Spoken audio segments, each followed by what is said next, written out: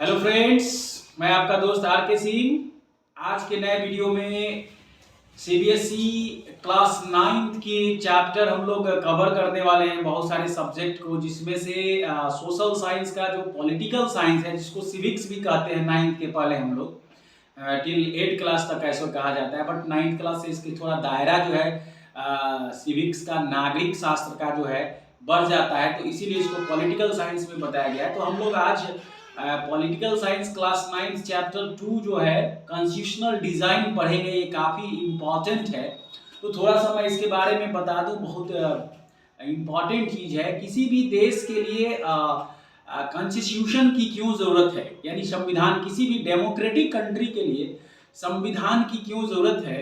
यानी आप समझ लीजिए कि अगर आप कोई भी वर्क कर रहे हैं, उस वर्क में अगर सिस्टमेटिक तरीके से कुछ रिटन नियम नहीं है, तब तक उस वर्क का कोई वैल्यू नहीं है। आपको कोई ट्रैफिक रूल का फॉलो करने के लिए कहता है कि भाई आप हेलमेट पहनिए, नहीं तो आपको फाइन कर देंगे। ठीक है, हम हेलमेट नहीं पहनते हैं, आप हमें फाइन करते हैं। कहाँ लिखित संविधान में लिखा हुआ है कि हेलमेट नहीं पहनने पर फाइन है? हाँ, लिखा हुआ है कॉन्स्टिट्यूशन, संविधान में ट्रैफिक रूल जो मैनुअल है उसमें लिखा हुआ है कि हर ड्राइविंग करने वाले व्यक्ति को हेलमेट पहनना है, टू व्हीलर वाले को। तो इसी तरह से किसी भी लोकतांत्रिक तरीके से डेमोक्रेटिक कंट्री में संविधान कॉन्स्टिट्यूशन का जो डिजाइन है, संविधान होना जरूरी है। उसके डिजाइन की जो रूपरेखा होनी चाहिए, उस देश की भौगोलिक, उस देश की जो स्थिति है, उस देश की क्लाइमेट है, वो सबको देख करके तैयार किया जाता है। तो काफ़ी हद तक वो देश की जो स्थिति होती है बेहतर हो जाती है, डेवलप होने में काफ़ी मददगार होता है। तो आइए हम लोग एक एक करके लाइन बाय लाइन चैप्टर जो 2 है आपका पॉलिटिकल साइंस का, उसको समझते हैं। आइए हम लोग देखते हैं चैप्टर 2 कॉन्स्टिट्यूशनल डिजाइन, जिसमें हम लोग स्टार्ट करेंगे। इस कॉन्स्टिट्यूशनल डिजाइन का आपका पहला पॉइंट है democratic constitution in South Africa. तो देखिए, साउथ अफ्रीका एक ऐसा कंट्री रहा है जो लोकतांत्रिक व्यवस्था के लिए काफ़ी स्ट्रगल किया है, जिसमें पहला मैं बता दूं रेशियल डिस्क्रिमिनेशन। तो आप लोग सुने होंगे, as you have heard about that, the Nelson Mandela का नाम सुने होंगे कि नेल्सन मंडेला को अपने देश की आज़ादी के लिए, आज़ादी इस तरह की आज़ादी, देखिए डेमोक्रेटिक गवर्नमेंट थी, लेकिन वहाँ पर जो गोरे कलर के, वाइट कलर के और ब्लैक कलर के जो लोग थे, उनके जो आज़ादी, मतलब बोलने की आज़ादी, घूमने की आज़ादी, उसके लिए उनको काफ़ी संघर्ष करना पड़ा। और उसके कारण उनको 28 ईयर्स, 28 साल तक जेल में बिताना पड़ा। 28 ईयर्स जेल में बिताने के बाद जब वो निकलते हैं, आज़ाद होते हैं ये जेल से, तो अब उनको प्रेसिडेंट ऑफ साउथ अफ्रीका घोषित किया जाता है। लोग मान लेते हैं, इनकी स्ट्रगल की दाद देते हैं। यानी उनके फॉलोअर्स जो थे, जेल में रहते हुए भी वो उनके इतने फॉलोअर्स थे कि उस स्थिति में वो ये करते थे। So democratic constitution in South Africa. तो I have fought against white domination and I have fought against black domination. कह रहे हैं कि मैंने दोनों लड़ाइयाँ लड़ी, गोरों से भी, काले से भी, हर लोगों से भी। फाइट से फाउट है। I have cherished the ideal of democratic and free society. मुझे बहुत खुशी हो रही है। Cherished, I have cherished the ideal of democratic and free society in which all persons live together in harmony and with equal opportunities. It is an ideal which I hope to live for and to achieve, but if needs be, it's is an ideal for which I am prepared to die। कह रहे हैं कि मुझे जितना भी संघर्ष करना पड़ा, फिर से मैं बता दूं, आप ध्यान से देखिए इस बात को, इस पॉइंट को। 1 मिनट मुझे लग रहा है कि थोड़ा सा और बड़ा करने की ज़रूरत है इसको समझने के लिए। तो आपको ये स्क्रीन में ये थोड़ा सा ये हो जाएगा, तो मैं आपको सेट कर देता हूँ। ये अच्छा हो गया, जिससे कि आपको क्लियर समझ में आएगा। होप सो क्लियर है। तो ये जो आप देख रहे हैं यहाँ पर, और इसमें जहाँ इम्पॉर्टेंट होगा इससे हम लोग यूज करेंगे, इस हाईलाइटर से। तो ये देखिए, I have cherish the ideal of a democratic and free democratic and free society in which all persons live together in harmony and with equal opportunities. It is an ideal, ये एक आदर्श निर्णय था, which I hope, जो हमें उम्मीद है, to live for and to achieve, but if needs be, it is an ideal for which I am prepared to die. This was Nelson Mandela being tried for treason by the white South African government. This was Nelson Mandela being tried for treason by the white South African government. Treason मतलब होता है jail, ठीक है। तो कह रहा है कि दिस वाज नेल्सन मंडेला, ये यही नेल्सन मंडेला थे जो अभी हम लोग छोटी स्टोरी देख रहे थे कि उनको कोशिश किया गया, किसके जे प्रताड़ना की गई, परेशान किया गया वाइट साउथ अफ्रीकन गवर्नमेंट के द्वारा। यानी उस समय जब ये थे तो वहाँ की जो सरकार थी वो वाइट गोरो लोगों की सरकार थी।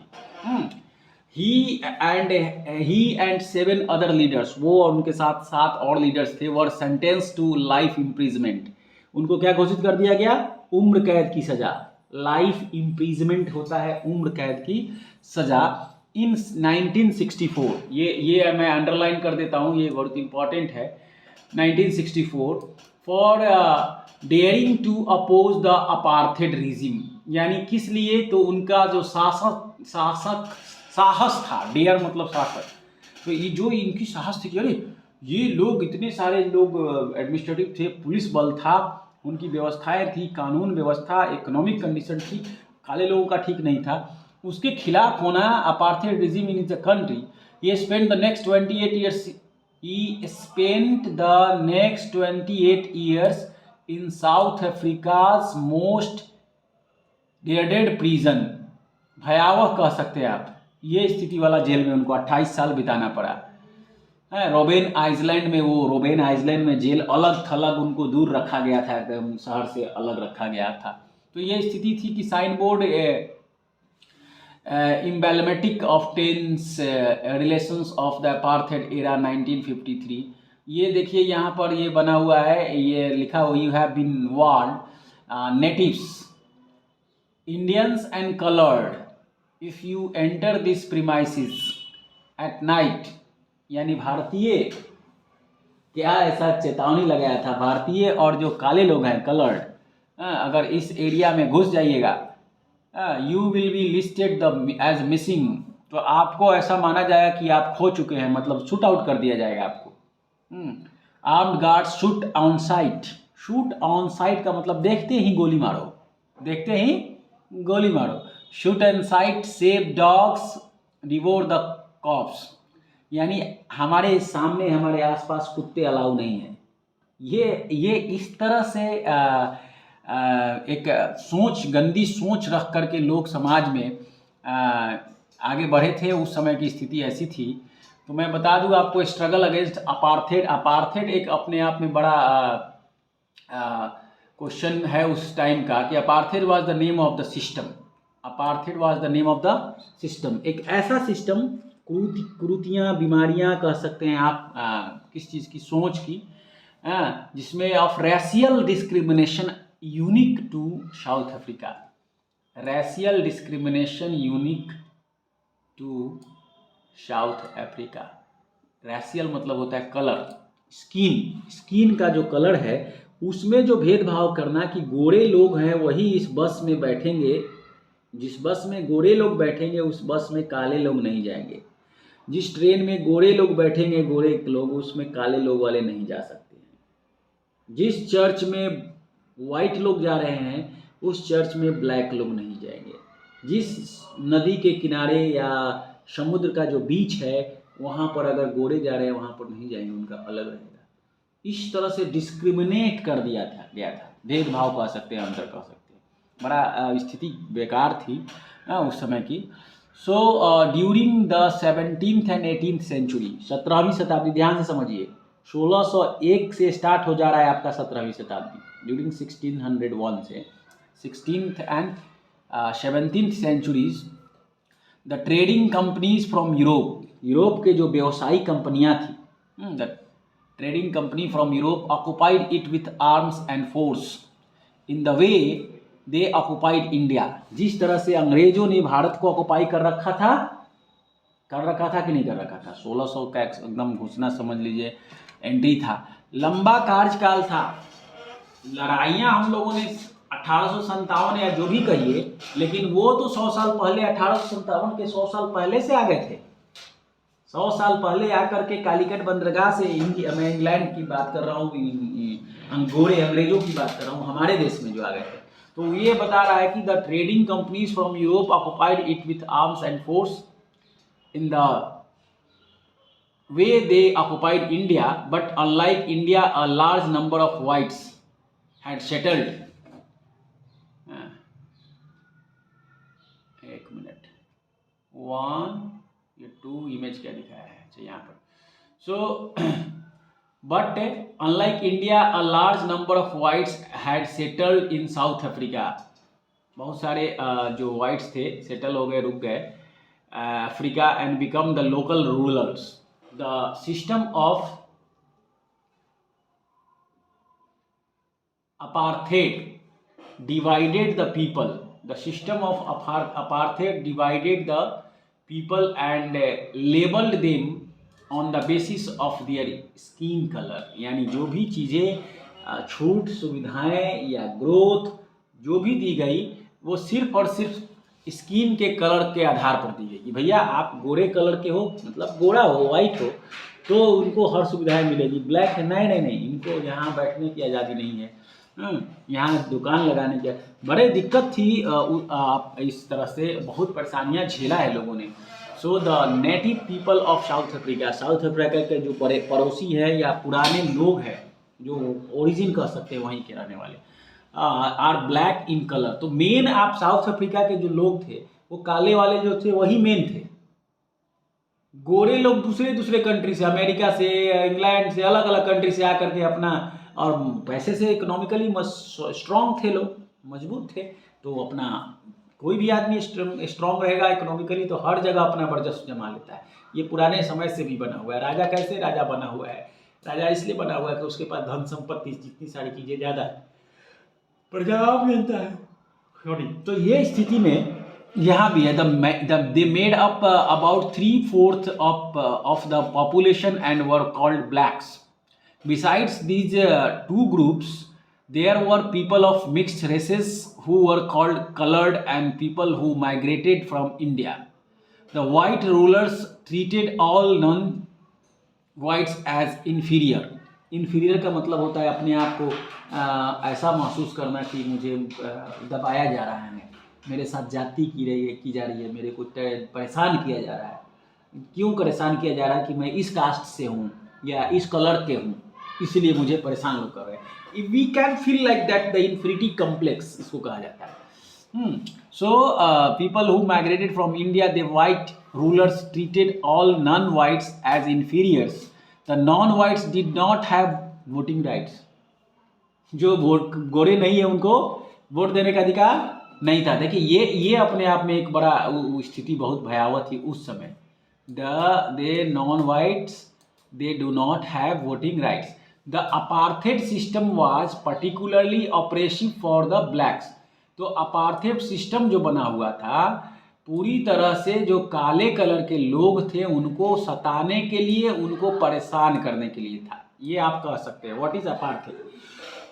एग्जाम्पल के डेफिनेशन क्या दीजिएगा? Answer, apartheid is a one kind of the system to particularly operate for the black peoples in South Africa, or not only the South Africa, rest of the Europe के और भी country में वही system in लोगों ने लागू कर दिया। ये काले कलर का है। नाइजीरिया हो, कॉन्गो हो, ब्राज़ील हो, केन्या हो, बहुत सारे कंट्री में आज भी लोग काले होते हैं। उनका क्लाइमेट वैसा है, क्लाइमेट वैसा है। इसका मतलब ये थोड़ा है कि वो बुरे हैं, लेकिन लोगों की सोच कितनी गंदी थी कि ये काले हैं तो यानी हमारे कम्युनिटी का हिस्सा नहीं है। So they were forbidden from living in white areas. Forbidden मतलब मना करना। इन लोगों को मना कर दिया था, भाई ये इस एरिया में आप मत रहो, आप अलग कॉलोनी बसाओ, अपना रहो जहाँ रहना है। They could work in white areas only if they had a permit. अगर उनको इजाज़त मिलती थी तभी वाइट एरिया में वो जा सकते हैं, तो बड़ा एक रिस्ट्रिक्शंस था। अब देखिए आगे, trains, buses, taxis, hotels, hospitals, schools and college, libraries, cinema halls, theatres, beaches, swimming pools, ये सब जगह मनाही था जहाँ जहाँ इन गोरों का था। ठीक है, पब्लिक टॉयलेट्स तक, पब्लिक टॉयलेट्स है ना, were all separate for the, एक minute, were separate for whites and blacks. इतना सारा चीज़ आपने सुना, हॉस्पिटल्स था, बैंक्स था, पार्क है, बस है, ट्रेन है, सब में वाइट के लिए अलग, ब्लैक के लिए अलग।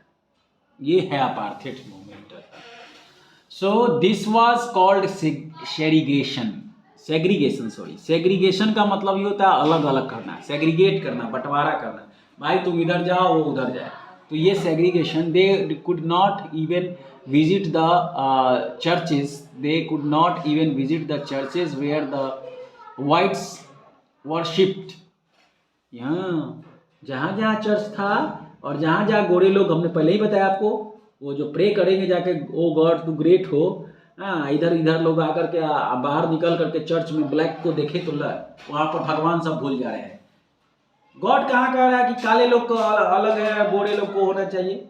ये हमारे समाज की जो कुरीतियाँ थी, लोगों की सोच थी कि नहीं भाई ये हमारा एक खास समुदाय है जो इस कलर का है, वाइट कलर का, और एक खास दूसरा समुदाय है जो ब्लैक कलर का। So they could not even visit the churches where the whites worshipped, black could not form associations, कोई संस्था ग्रुप नहीं ऑर्गेनाइजेशन बना सकते थे, बना ही था।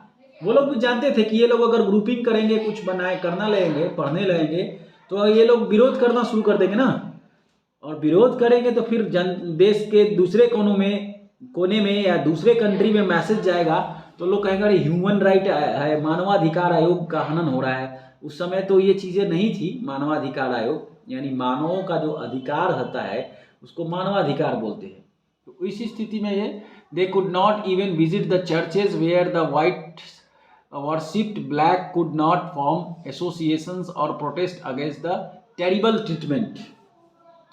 Since 1950, the blacks, colored and Indians, 1950 आते आते 1950 the blacks, colored and Indians fought against the apartheid system। तो 1950 जहाँ तक हम समझ पा रहे हैं कि हमें आज़ादी मिल गई थी 3 साल पहले 1947 में।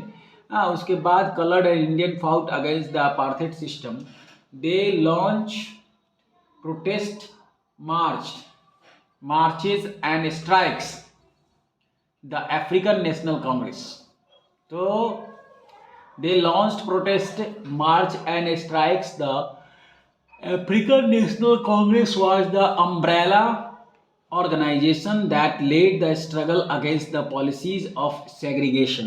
तो कहीं ना कहीं ये एक नीतियाँ बनी भाई कि ये अलग रहेंगे, गोरे लोग काले लोग अलग रहेंगे, उनके डेवलपमेंट का। So this included many workers unions and the communist party. तो ये जो विचारधारा थी, किसकी विचारधारा थी, अभ्यास से सुन लीजिए, this include many workers unions and communist party. तो वर्कर्स जब भी यूनियन बाजी करेंगे तो वो कम्युनिस्ट विचारधारा का ही जन्म होगा, क्योंकि मैं बता दूं आपको, इसकी सबसे बड़ी शुरुआत आप 10th क्लास में पढ़िएगा, सोवियत रूस में हुई थी। हिस्ट्री की बुक में बता देता हूँ आपको। सोवियत रूस से ये कम्युनिस्ट विचारधारा हुई, और आज दुनिया में जो कुछ ऐसे कंट्री हैं, चाइना है जो कम्युनिस्ट विचारधारा का है। और अभी आपको तानाशाह की बात करें तो कल भी अब टीवी पर देखे कि किम जोंग ने घोषणा किया है कि 10 दिन तक कोई हंसेगा नहीं। अब बताइए, डेमोक्रेसी में ये कैसे कि 10 दिन तक लोग रोते ही रहेंगे। तो अपने आप को इस तरह से लोगों को प्रताड़ित करना, और मैं आपको बता देता हूँ चीज़ें रिकॉर्ड में रहेगी, कुछ एक ऐसा समय में आएगा कि किम जोंग की स्थिति इतनी खराब हो जाएगी यानी एक साइकिल जो होता है, ये चक्र होता है, वो घूमता है। घूमने के बाद इस चीज़ का खासा ख्याल रखा जाता है। लोगों में जब मूवमेंट होगा, आंदोलन होगी, क्या लगता है आपको कि वहाँ के जितने सारे लोग हैं वो सब खुश होंगे कि इंग्लैंड के शासन से? बिल्कुल नहीं। 21वीं शताब्दी के शासन में आप उस तरह से उससे ट्रीट कर रहे हैं जैसे वो आदमी नहीं है, वो मशीन है। आप बटन दबाओ तो चले, आप बटन दबाओ तो रुके। डेमोक्रेसी में ऐसा नहीं है। तो ये आंदोलन होगी, ये चेंजेस होंगे, बदलाव आएगा। The launched protest march and strikes the African National Congress was umbrella organization that led the struggle against the policies of segregation। यानी अफ्रीकन नेशनल कांग्रेस का जो गठन हुआ, वहां पर आपको कह रहा है अम्ब्रेला देखते हैं, छाता चारों तरफ से रहता है, एक तरफ छाता नहीं रहता है, चारों पूरे 180 डिग्री के राउंड सर्कल में रहता है, 360 कहिए उस हिसाब से। तो many this included many workers unions and the communist party।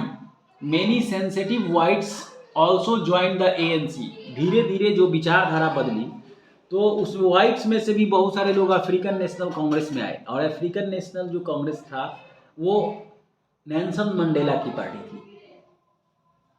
So many sensitive whites also joined the ANC to oppose apartheid and played a leading role in this struggle। यानी apartheid movement जो था उसका विरोध करके इस joined the ANC to oppose apartheid and played a leading role in this struggle. ये जो संघर्ष चल रहा है उसमें मेन रोल अदा किया। तो कहीं ना कहीं हर बार ऐसा देखा गया है कि अंग्रेज हो या और भी हो, अगर उसमें उनके लोग शामिल नहीं होते, टूटते नहीं हैं, तो आपको विजय पाना बड़ा मुश्किल है किसी भी चीज़ का। यहाँ भी कर रहा है कि several countries denounce apartheid as much as unjust and racist, but the white racist government continued to rule by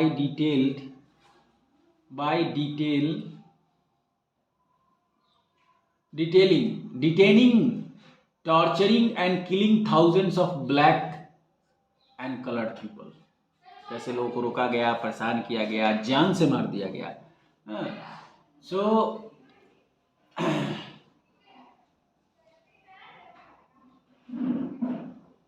towards a new constitution. तो अब आप हम लोग देखेंगे कि ये तो नेल्सन मंडेला उस देश का जो अलोकतांत्रिक तरीके से लोगों को जो संघर्ष करना पड़ा उसको हम लोगों ने समझा है, जाना है। Right now will go ahead towards the new constitution. So protests and struggles against apartheid had increased. तो आंदोलन जो था, विरोध था, काफ़ी तेजी से बढ़ गया। Apartheid has increased. The government realised that they could no longer keep the blacks under their rule. गोरे लोग जो थे सरकार में थे, उनको अब फील होने लगा कि ये लोग को अब ज़्यादा दिन तक नहीं दबाव करके रखा जाएगा। जैसे कि मैं बता दूँ आपको, 1945 के बाद का जो 2 साल का टाइम पीरियड था इंडिया के लिए, हमारे देश के लिए बड़ा ही ऊहापोह की स्थिति थी अंग्रेजों के लिए। 1945 में सेकेंड वर्ल्ड वार खत्म हुआ। उसके बाद जो स्थिति बनी सेकेंड वर्ल्ड वार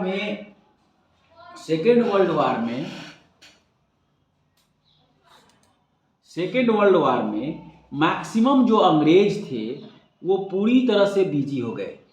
हमारे कंट्री पर जो जनरल ये वो लंड फंड लोग, बहुत सारे सेवा सैनिक आए हुए थे, मैक्सिमम लोग उस युद्ध पे की ओर फोकस करने लगे। उसकी प्लानिंग कैसे होगा, अर्थव्यवस्था क्या रहेगी, इसमें फोकस करने लगे। और इस स्थिति में बता दूं मैं आपको कि इसको फोकस करने के हिसाब से लोग इधर ध्यान कम देने लगे। एक बार में तो एक ही कंट्री पर ध्यान दीजिएगा और युद्ध लग गया है तो अपना भी कंट्री को आपको बचाना है, ये भी देख लीजिए। उसका जो लंबा स्ट्रगल था हमारे देश में, उस 2 साल में 45 में सेकेंड वर्ल्ड वॉर खत्म हुआ, 47 आते आते इतने सारे मीटिंग आंदोलन ये वो, और ये 1942 अंग्रेजों भारत छोड़ो, ये कब हुआ था?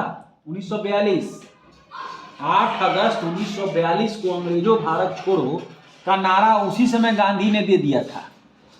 युद्ध चल रही थी, सेकेंड वर्ल्ड वॉर 1939 से युद्ध स्टार्ट हुआ। सेकेंड वर्ल्ड वॉर का स्टार्टिंग है 1939, तो 1939 से चला 1945 था। इस बीच में आंदोलन हम लोग की तरफ से भी तेज था।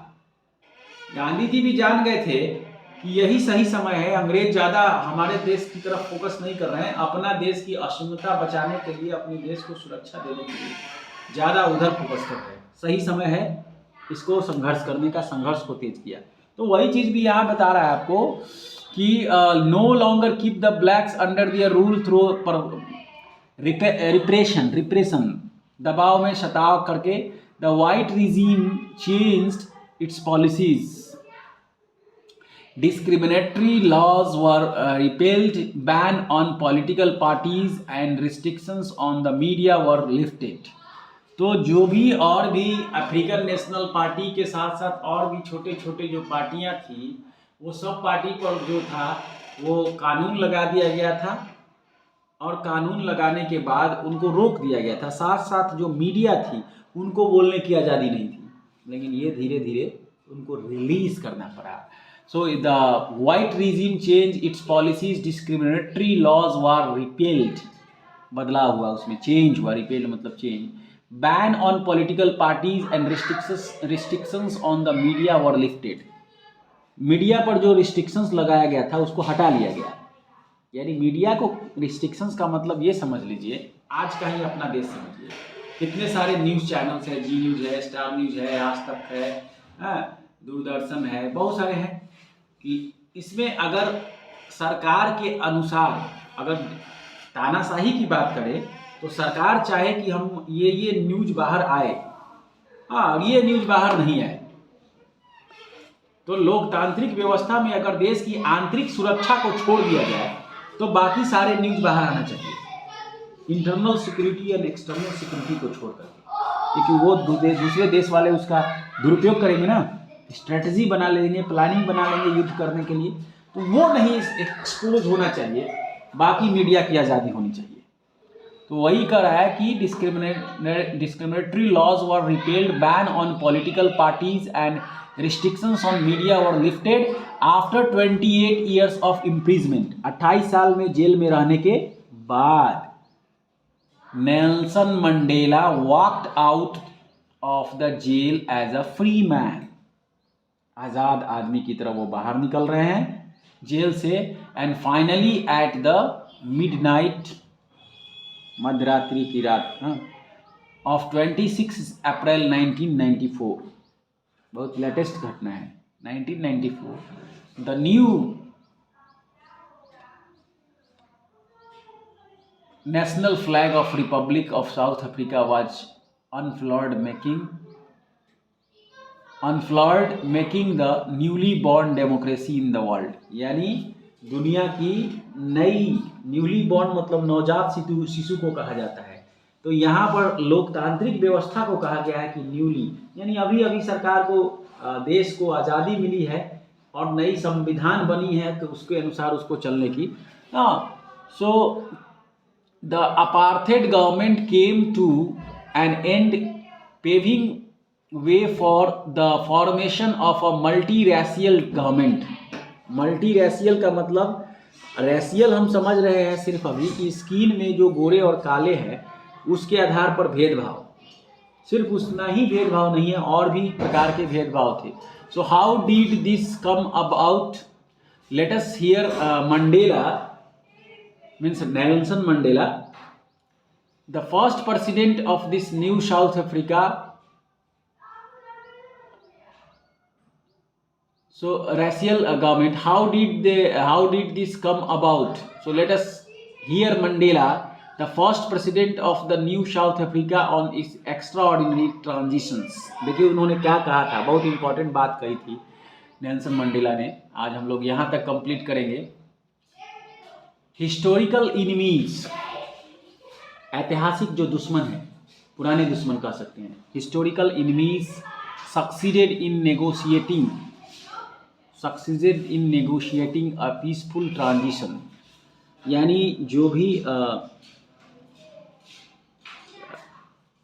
हमारा जो चेंज हुआ, ट्रांसफॉर्मेशन जिसको कहा जाता है, ट्रांजिशंस, नेगोशिएशन मतलब उतार चढ़ाव, शांतिपूर्वक बदलाव जो हुआ from apartheid to democracy. From apartheid यानी वैसे अपार्थेड का सिस्टम क्या बताया था, काले लोगों के लिए जो कानून बनाया गया है उस सिस्टम्स को अपार्थेड सिस्टम कहा गया था।